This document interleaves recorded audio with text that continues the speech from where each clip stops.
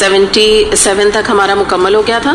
انشاءاللہ تعالیٰ آج ہم 78 سے لے کر 80 تک ابھی دیکھتے ہیں. اور سورہ واقعہ الحمدللہ ہماری سورہ چل رہی ہے.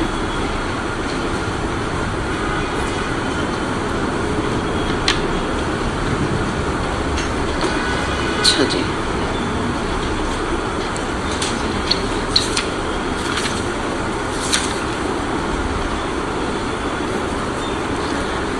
بسم اللہ الرحمن الرحیم. یہاں سے ہم دیکھتے ہیں آیت نمبر 78. اچھا 77 سے میں جوڑنے کے لیے اس آیت کو پڑھ رہی ہوں. انہو لقرآن کریم فی کتاب مکنون لا یمسہ الا المطہرون تنزیل من رب العالمین. تو یہیں سے ہم اٹھاتے ہیں کہ یہ ایک بلند پایا قرآن ہے, ایک محفوظ کتاب میں ثبت ہے, جسے مطہرین کے سوا کوئی چھو نہیں سکتا, اور یہ رب العالمین کا نازل کرتا ہے. تو اس کے یہ بڑی مشہور جو ہے نا سورہ واقعہ کی آیت ہے جو ابھی میں نے آپ کے سامنے تلاوت کی. تو اس کو ہم سب سے پہلے دیکھتے ہیں. یہاں جو امپورٹنٹ پوری آیت میں بات ہے نا وہ تو آپ کو سمجھ آ گیا کہ بھئی یہ قرآن ہے بہت بلند پایا, اور اس کو جو ہے مطہرین یعنی پاک لوگوں کے علاوہ کوئی نہیں چھوتا. تو یہاں پر جب پاک جن کا مطہرین جو ہے نا جو ورڈ آ رہا ہے, تو علماء نے اس کو فرشتوں سے مناسبت دی ہے. ٹھیک ہے, فرشتوں کی بات ہے کہ ان کے علاوہ ان کو کوئی نہیں چھوتا. تو اس طرح جب ہم دیکھتے ہیں تو ہمیں یہ پتہ چلتا ہے کہ اگر آپ حقیقتاً بھی دیکھیں تو قرآن کو فرشتے ہی چھوتے ہیں نا. جبریل علیہ السلام ہی لے کے نبی کریم صلی اللہ علیہ وسلم پر بھی لے کر آئے. آسمانوں پہ بھی فرشتوں کے علاوہ کسی کی رسائی جو ہے اس قرآن پاک تک نہیں ہوتی ہے.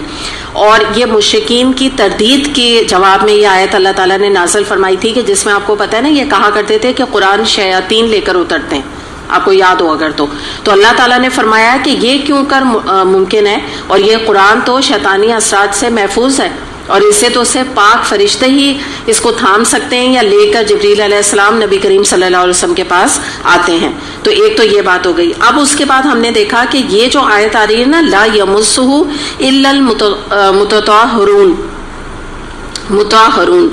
تو اس کو جو ہے نا بعض لوگوں نے اس میں یہ بہت زیادہ سختی کر دی, اور انہوں نے یہ کہا کہ قرآن کو بغیر, یہ علماء کا نہیں, یہ فقہی مسئلہ میں آپ کو بتا رہی ہوں, یہ تو میں نے تفسیر کر دی.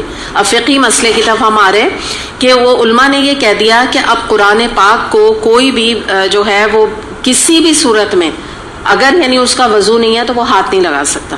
تو اس کے حوالے سے جو فیکٹ ہے اور جو علماء کی رائے ہے اس کو ہم دیکھ لیتے ہیں. کچھ دلائل بھی حدیث سے ہم دیکھ لیتے ہیں. مثال کے طور پہ آپ یہ دیکھیں کہ قرآن کی وہ آیات جو آپ کو حفظ ہیں تو اس میں جو ہے وہ باوضو ہونا ضروری نہیں. اب اگر آپ یہ مجھے کہیں یہ کیسے ہو سکتا ہے, تو اس کی دلیل ہمیں ملتی ہے. نبی کریم صلی اللہ علیہ وسلم کا یہ روٹین تھا کہ آپ جب صبح اٹھتے تھے تہجد کے لیے تو آپ سب سے پہلے سورہ آل عمران کی آخری آیات کی تلاوت کیا کرتے تھے, اور اس وقت آپ نے وضو نہیں کیا ہوتا تھا, باوضو نہیں ہوتے تھے.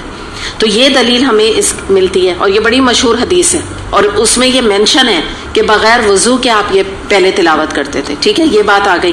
اس کے علاوہ بن باز کا فتویٰ موجود ہے, اگر آپ میں سے کسی کو بھی چاہیے ہو تو ہم عام طور پہ اسٹوڈنٹس کو دیتے ہیں. تو آپ میں سے جنہوں نے لیٹ جوائن کیا ہے تو ان کو ہم نے نہیں ملا ہوگا ان کا, تو جس کو بھی چاہیے تو آپ لوگ لے لیجیے گا. میمونہ کے پاس اگر ہوگا ہینڈی تو دے دے گی, ورنہ فوٹو کاپی ہم کروا دیں گے.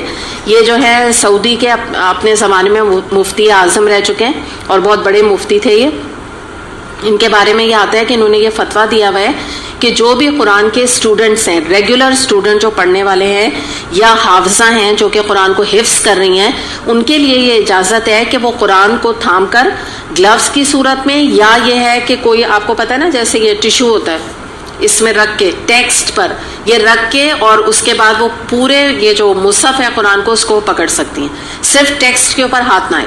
اور یہی جو فتویٰ ہے وہ ان علماء کا وضو کے بارے میں بھی موجود ہے کہ اگر وضو نہیں ہے اور آپ اسٹوڈنٹ ہیں, اب اگر آپ میں سے ہر ایک تھوڑی دیر کے بعد اٹھ کے جائے گا وضو کے لیے تو کلاس تو نہیں چل سکتی نا.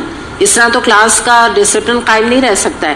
تو ان میں اس صورت میں بھی آپ کو اجازت ہے کہ مثال کے طور پہ ابھی آپ آ کے بیٹھے اور آپ کا وضو نہیں رہا تو اب آپ کو وضو کرنے کی ضرورت نہیں ہے. صرف آپ کو کیا کرنا ہے کہ جب آپ لوگ اپنے نوٹس بنا رہی ہیں, قرآن تو الگ رکھا ہے نا, تو اس پہ آپ نہ ٹیک لگائیں گے, ویسے بھی منع ہے اس طرح کرنا.